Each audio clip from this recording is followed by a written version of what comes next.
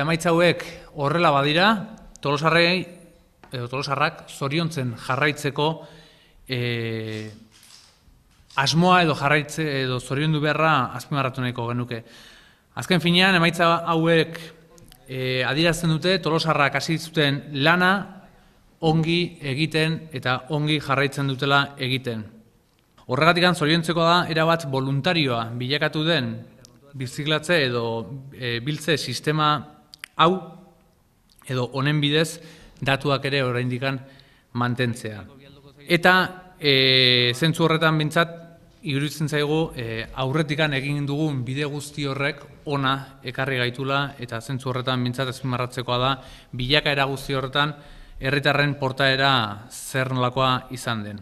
Ezinezkoa izango litzateke agertoki honetara iristea esan bezala birziklatzea denon egin beharra dela konturatu gabe.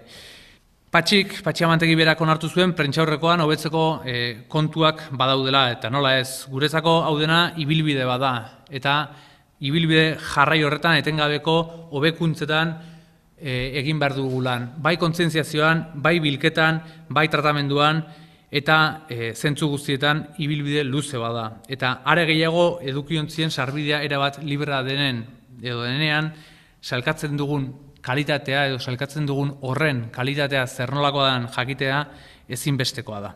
Ze berebiziko garrantzia du ondo sailkatzea edo sailkapena ondo egitea.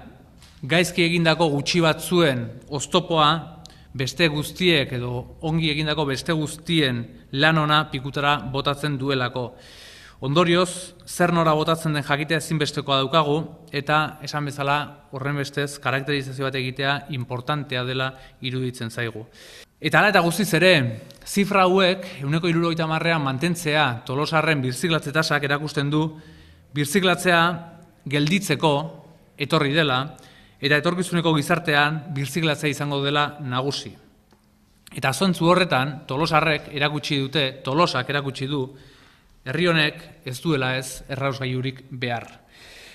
Eta Tolosak bezalaxe, Gipuzkoak ere errasgailurik behar ez duela sinisten dugu eta froga herritarrek ondo egindako lanaren ondorio eta zifra guzti hauek. Bere garaian, hondakinen mailan, denek aho batez, EAJak gaur udalgobernuan dagoen EAJak ere 80% iristeko konpromiso hartzen zuten eta iruditzen zaigu konpromisoi egingarria izatetik aparte helburu ere izan behar duela.